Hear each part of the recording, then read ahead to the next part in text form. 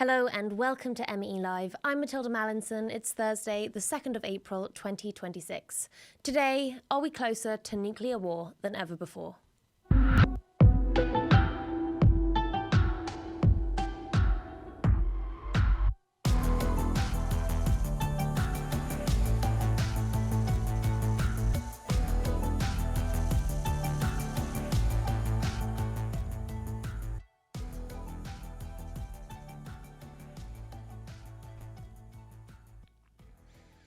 At 85 seconds to midnight, the doomsday clock is closer to midnight than it has ever been.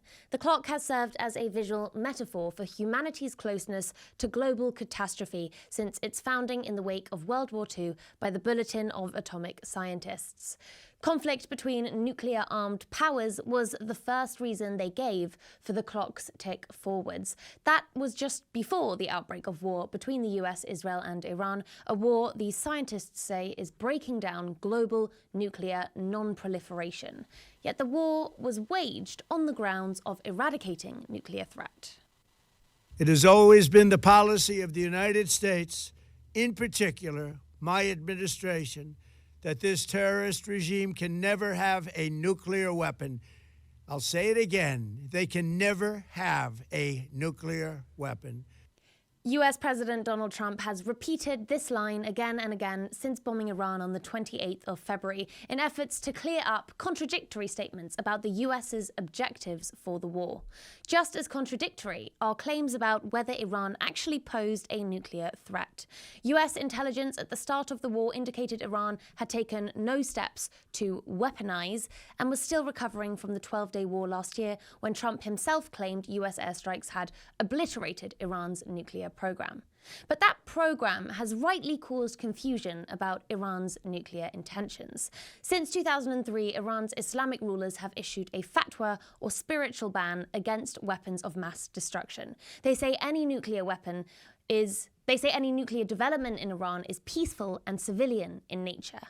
In 2015, Iran signed the Joint Comprehensive Plan of Action, or JCPOA, with the US and other members of the UN Security Council that agreed to limit nuclear development in exchange for sanctions relief.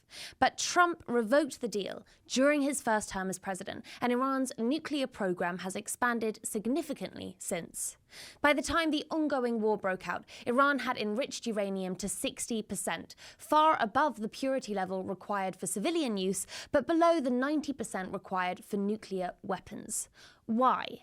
How do we make sense of Iran's nuclear program? Could this regional war turn nuclear? And if it does, what on earth would that look like? First up, I'm joined by Iranian-American historian Arash Azizi.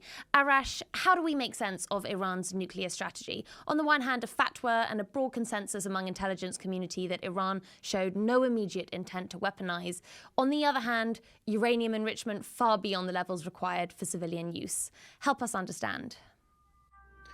Well, Iran does have a nuclear program that there are many in Iran who actually do propagate Iran getting a nuclear weapon at some point.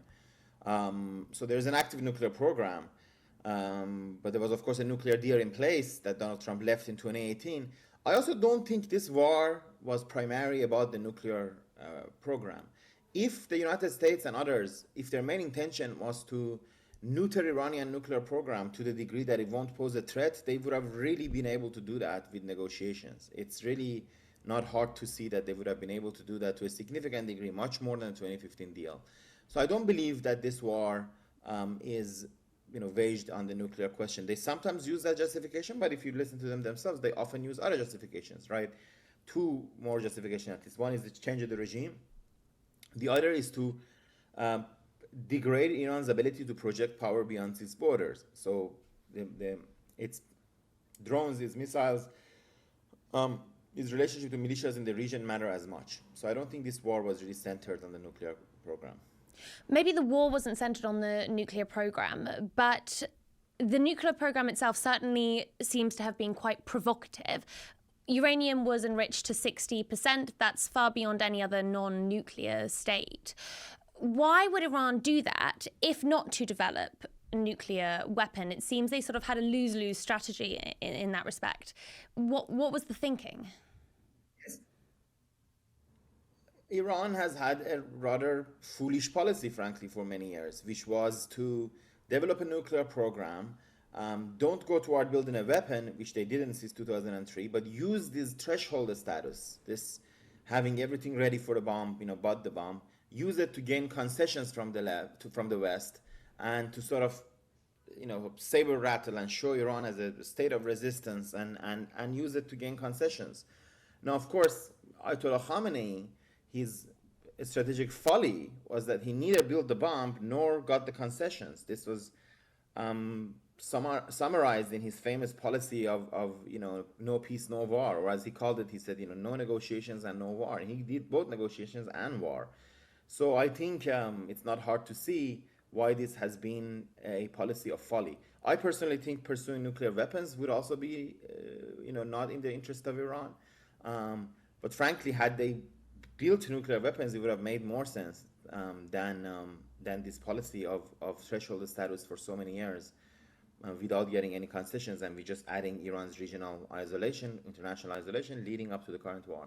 If this is such folly from a foreign policy perspective, are there members of Iran's government who've wanted to move away from this position of sort of overt hostility towards the US? Yes, there are, in fact, so this was a folly because it was this middling position, and on both sides there were proponents. There were those who said Iran should build a nuclear weapon, and they're actually across the spectrum. They have a strategic point. They said Iran should build a nuclear weapon because it's paid enough price for it. And there has been obviously others, a West-facing faction is what I call them, centrist is another term. Their intellectual grandfather was Ayatollah Rafsanjani, really the president of Iran in the 90s, and his successor, Hassan Rouhani, president of Iran from 2017 to 2021, from 2013 to 2021, who of course negotiated the deal with Obama administration and 5 other powerful countries in 2015, the Iranian nuclear deal, the Vienna deal, and who has advocated the same policies as recent as last week. Rouhani's point is that Iran should be strong, but it should also finally find the path for coexistence with other countries in the region, and basically drop its hostility to the West. So that certainly has a constituency inside Iran and inside Iranian regime. I should also say that anytime Iranians have gone to meaningful elections or the elections that were really had different candidates on a presidential level, in the past little while, they've voted for candidates who advocated de-escalation with the world. Rouhani, they voted twice for Rouhani, and they voted once for President Pezeshkian. And in 2021, it was not a meaningful election. So you can see from 2013 to now, and in fact 2009 also, if you believe, as I do and many others do, that Musavi won, you can see from 2009 to now, Iranians have repeatedly voted for candidates who want to get them out of this confrontation with the West. However, unfortunately, the president doesn't hold power, and Ayatollah Khamenei stood firm and didn't really allow this advance, didn't really allow the drop of the hostility to the US because he saw it as threatening his own rule potentially. How will this war impact that? If, as you say, there's factions within the government that have wanted less of an overtly hostile approach, broad attitudes within the population trying to shift towards de-escalation. Skipping forwards, do you think that this war will incentivize more defiance or more compliance from Iran regarding nuclear development and, more broadly, diplomatic relations with the US and the West? Well, that really is the million-dollar question, and of course it's hard to predict. I think ultimately, my perspective is that ultimately, with or without war, and now that we have the war, a version of pragmatists will win. They'll find out that they need to deal with the US. So yes, they'll show defiance, they'll rebuild the regime, they'll rebuild some of the military capacities. They might even move toward a nuclear weapon, but even if they do that, and I think they won't ultimately, but no matter, and I think even if they want to, they easily can't actually, because of, it's not just an easy thing to do because of the US and Israel's, I'm concerned about this, and because of the intelligence penetration of Iran. But I think ultimately a version of the path of pragmatism will win. Iran will have to drop the hostility to the US, establish diplomatic relations, drop the hostility to Israel, at least reduce it to some sort of a non-belligerence, and try to be a more normal country at peace with its neighbors. I think that's ultimately what will win out of this war. And I think without the war, it would have also come with a lower cost. But I don't believe the theory of those who believe, oh, this war will lead to Iranian North Korea, this will empower the hardliners, and all the other sort of takes that exist. I think they're short-sighted, and they're looking only at recent events, not seeing broader processes. Arash Azizi, thank you so much for your time and your insight here on MEE Live. Our next guest is a physician whose work has been awarded multiple Nobel Prizes, not for science, but for peace. Firstly, as former president of the International Physicians for the Prevention of Nuclear War, then as a founding member of the international campaign to abolish nuclear weapons. ICAN spearheads an international treaty signed by 95 countries banning nuclear weapons in full. Nuclear weapons are why the war on Iran is happening, if you are to believe US President Donald Trump. Yet they remain an abstract idea in the news. We talk about nuclear programs, nuclear capacity, nuclear weapons. We do not talk about nuclear war. It's natural not to dwell on devastation beyond comprehension. But Dr. Ira Helfand says we have to know what we are talking about when we talk about nuclear weapons. Why? Because in his view, the regional war could become a nuclear war. Let's find out how. Dr. Ira Helfand, welcome to MEE Live. What is the risk of nuclear war today, and how does it compare to before the US and Israel bombed Iran? Well, you can't put an exact number on it, but the risk is very high. And it's important to remember that we started before the war in Iran with a very high risk. Back as far as 2018, former U.S. Secretary of Defense William Perry was saying we were closer to nuclear war than we'd been during the worst moments of the Cold War. And since then, all kinds of things have happened to increase that danger. The collapse of talks between the U.S. and North Korea, and the rapid progression of the North Korean nuclear arsenal, the Russian invasion of Ukraine, the deterioration of relations between the United States and China, the war between nuclear-armed India and Pakistan last May. But now we've added this latest situation, and it's very serious, and there's a real possibility that this could escalate to nuclear war. And we simply can't deny any longer, as we have been doing since the end of the Cold War, that nuclear war could actually happen if we don't get rid of these weapons. Can you just walk us through that process? You said that there is a very real possibility that this war could escalate into nuclear war. What is the step-by-step process that could see this regional war become a nuclear war? Well, I think there are a couple of scenarios, or there are several, but basically a direct extension of the war in the Middle East to the use of nuclear weapons is the first. The United States or Israel could find themselves essentially cornered, unable to bring this war to a successful conclusion, and unwilling to accept defeat, and make the very dangerous decision that the best way forward from their point of view is to use their nuclear arsenals. We've seen something of that impulse clearly from Trump, with his frequent threats to obliterate Iran. And, if he tries to obliterate Iran with conventional weapons, which is what he's been doing, and it's not working, and he can't get the Strait of Hormuz opened, and he's facing a total political and geopolitical disaster, there's a possibility he would decide that the best way to try to convince the Iranians to back down is to use nuclear weapons. And you could see potentially the same kind of thinking on the part of the Israelis. I think it's much more likely that danger would proceed from President Trump's approach to this war. And then there's also the possibility that this could just spread into a more widespread global conflict. Already we see Russia actively aiding Iran. We see countries in Asia, including China, under increasing stress from the closure of the Straits of Hormuz. And there are multiple pathways where you could imagine one or another of the other nuclear weapon states getting drawn into this expanding conflict. I've noticed in the wake of this war a couple of headlines about countries that seemingly have nothing to do with this war reducing their restrictions for nuclear non-proliferation. For example, France or Finland. Ira, you're a lead member of the International Campaign to Abolish Nuclear Weapons, where you and your peers received the Nobel Peace Prize for a treaty to abolish nuclear weapons. This international treaty has been signed by 95 countries. The bigger brother of this bill, or the sort of watered-down bigger brother, the Treaty on the Non-Proliferation of Nuclear Weapons, has been signed by 191 nations. Are there examples of countries beyond the region stepping back from their non-proliferation obligations in the wake of this regional war? Well, there certainly are major examples of countries outside of the region stepping back from their commitment to non-proliferation, although I think it is perhaps less related to the immediate conflict in the Middle East and more related to the Russian invasion of Ukraine and the failure of the United States and the United Kingdom to honor their obligations to Ukraine to defend it against foreign aggression. That failure has prompted many countries to question whether the United States is a reliable partner, whether the so-called U.S. nuclear umbrella really exists.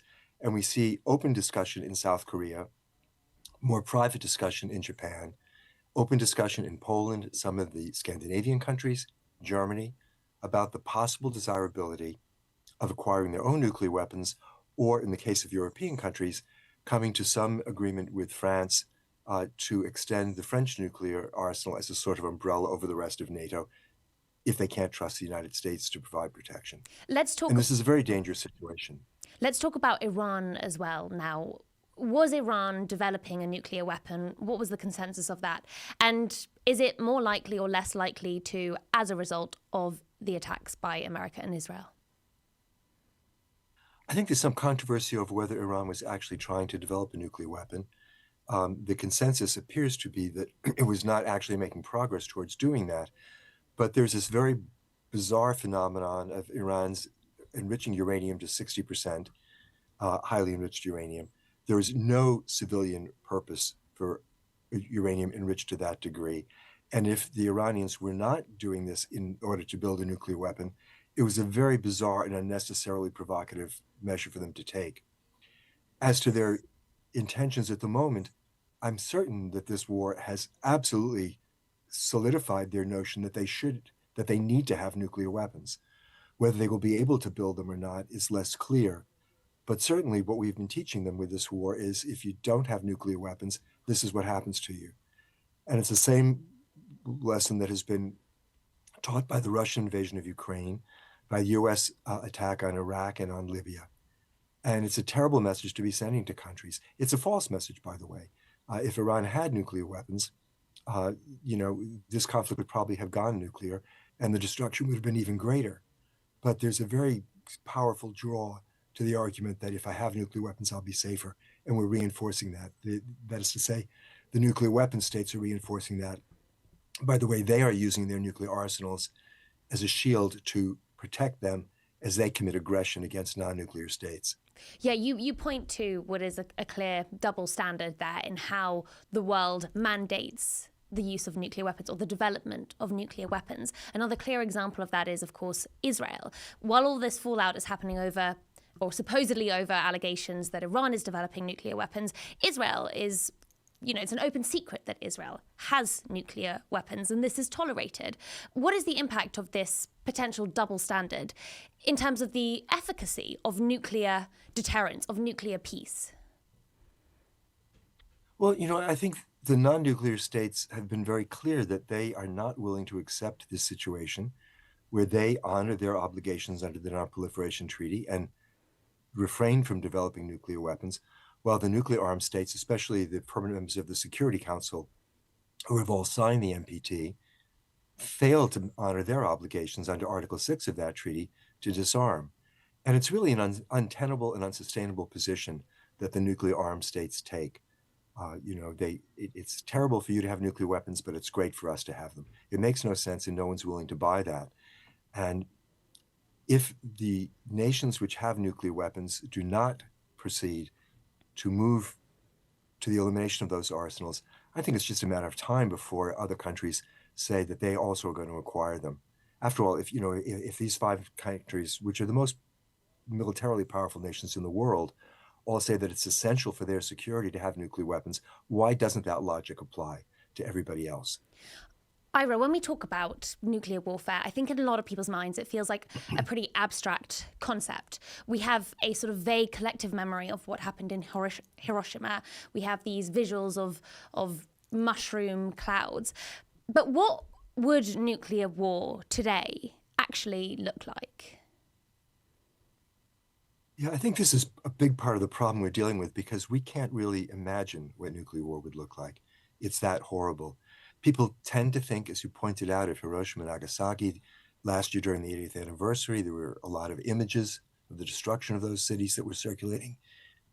They're horrifying. They're very powerful warnings of what nuclear weapons can do. But what we really need to understand is that Hiroshima and Nagasaki do not begin to prepare us for what would happen if nuclear weapons are used today. Most of the weapons in the US and Russian arsenal are 6 to 50 times more powerful than the bomb that destroyed Hiroshima. And in a major war between nuclear weapon states, it's not going to be one bomb on one city. It's going to be many bombs on many cities. A war between the United States and Russia would probably kill 200 to 300 million people in the first afternoon. And it would cause climate disruption that would trigger essentially a brief ice age, which would trigger famine. And according to a study published in the summer of 2022, the death in the first 2 years after that war of 3/4 of the human race, 6 billion people. Even a much more limited war, as might take place between India and Pakistan, could kill, 2 billion people in the first 2 years because of the climate disruption and resulting famine. And it's very hard for us to get our arms around this horrible reality. But we have to make ourselves do that. We have to understand how enormous the danger is, how immediate the danger is, because unless we do, we're not going to take the necessary steps to avoid that danger. And that necessary step is the elimination of these weapons once and for all. We cannot continue the current situation where we just hope day by day that we'll be lucky again and that this current crisis will not escalate to nuclear war. So even if a nuclear war was a regional war between two nuclear states, the impact would not be regional. It would be, by the sounds of things, globally catastrophic. Absolutely. And when India and Pakistan went to war last May, had that escalated to a large-scale war between the two of them, not only would millions of people, tens of millions of people, have died in South Asia if nuclear weapons were involved, but the entire world would have been affected. Up to 1/4 of the human race would have died. And of course, modern civilization as we know it would have been completely destroyed. And when people think about nuclear weapons, they don't even think about this possibility at all. And that has to change. Ira, I suppose proponents of nuclear armament would say that the only way we've managed to avoid this fate at our enemies' hands so far is by developing our own weapons or allies' nuclear weapons. That this is the era of nuclear peace or peace by deterrence. Is this true? Why hasn't nuclear war happened before? I think the judgment of former U.S. Defense Secretary Robert McNamara is operative here. He said that nuclear war hasn't happened because, and I'm quoting him, we lucked out. It was luck that prevented nuclear war. This idea that nuclear weapons possess this magical power that guarantees they'll never be used is an extraordinarily dangerous myth. We know of at least 6 occasions on which we have come within minutes of nuclear war, always in the context of a false alarm, sometimes a computer glitch, sometimes a human error. And on each of these occasions, we were minutes away from the total destruction of human civilization. This is a profoundly unstable situation that we have created, and we cannot rely on it to prevent nuclear war. The only way we can guarantee that is to get rid of the weapons. If we continue to maintain these arsenals, it is not a question of if there will be a nuclear war. It's only a question of when it will happen. Dr. Ira Helfand, thank you so much for your time. And for today, that is all that we have time for. But before we lose you, we would love to hear from you. Please send in your thoughts and questions to @MiddleEastEye on any social platform or email meelive@middleeasteye.net. We'll be here at 5 p.m. GMT, noon in New York, every Tuesday and Thursday. See you then.